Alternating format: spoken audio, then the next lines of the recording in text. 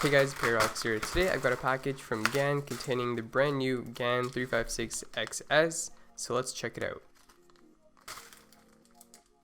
Alright, very cool. So they sent me a stickerless and a black one, GAN 356XS. So these are the accessories that came with them. Looks like they are some spring compression nuts and also a new tensioning tool or spring compression tool. The plastic is actually a little bit more frosted now, or it has a matte finish to it. So comparing it to the 356X on the left side, it's a little bit more glossy, it's a little shiny.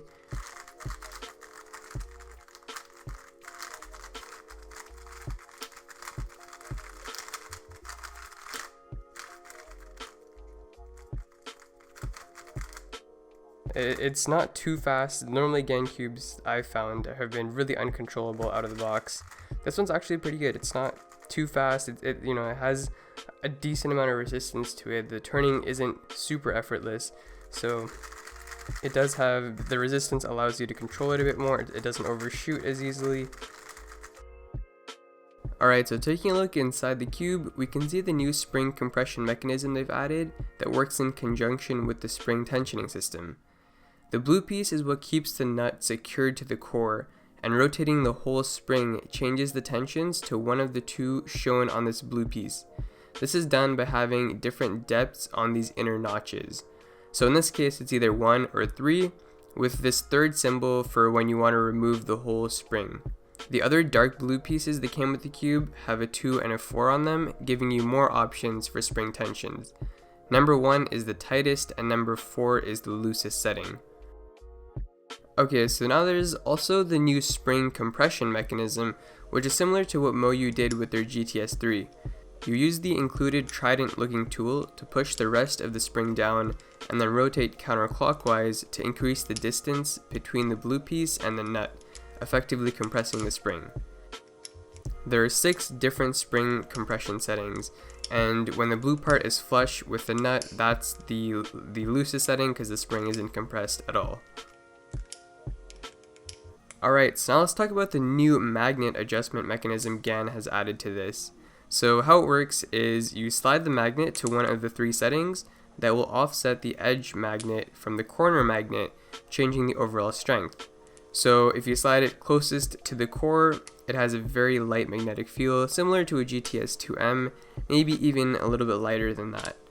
If you slide the magnets all the way to the edge, so it's perfectly aligned with the corner, the strength will be the greatest, and feels similar to a GTS3M, but it's still not as strong as the GTS3M. This new design is similar to what we saw with the Yuxiao EDM, and it's much more convenient than what GAN was doing before with the interchangeable magnets.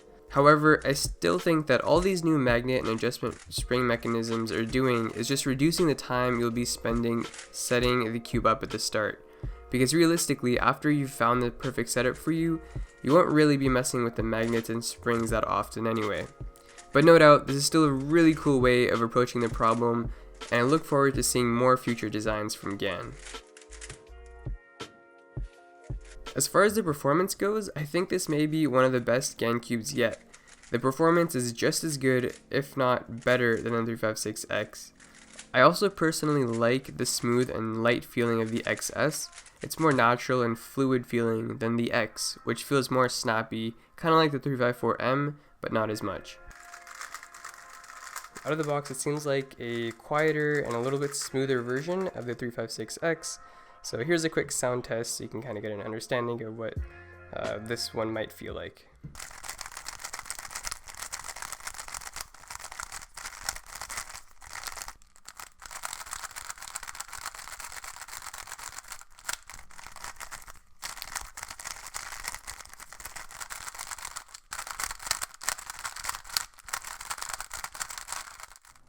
The XS is also, I think, the lightest GAN cube ever. It weighs only 67 grams, and I don't know if that's because of the different type of plastic or different thicknesses, or maybe it's the fact that it just has no metal inside the cube at all, it's all plastic.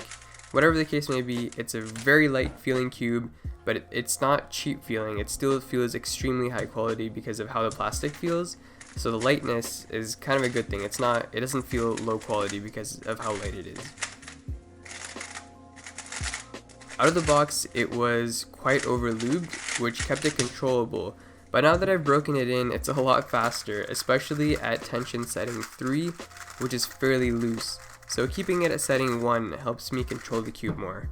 I also noticed that there's a pretty big difference between this tension setting 1 and 3, so in the future I might consider swapping out the light blue pieces for the dark blue ones and trying out setting 2, because 3 is a bit too loose for me, 1 is a little bit too tight, so I think 2 might work out really well. I might try that soon.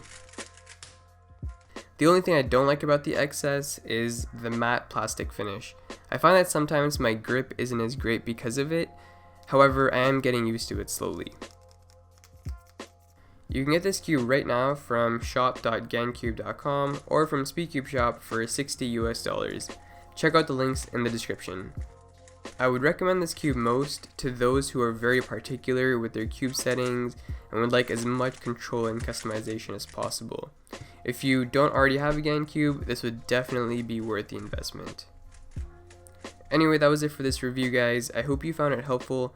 Don't forget to leave a like and subscribe to support the channel. Thanks for watching, and I'll see you guys in the next one.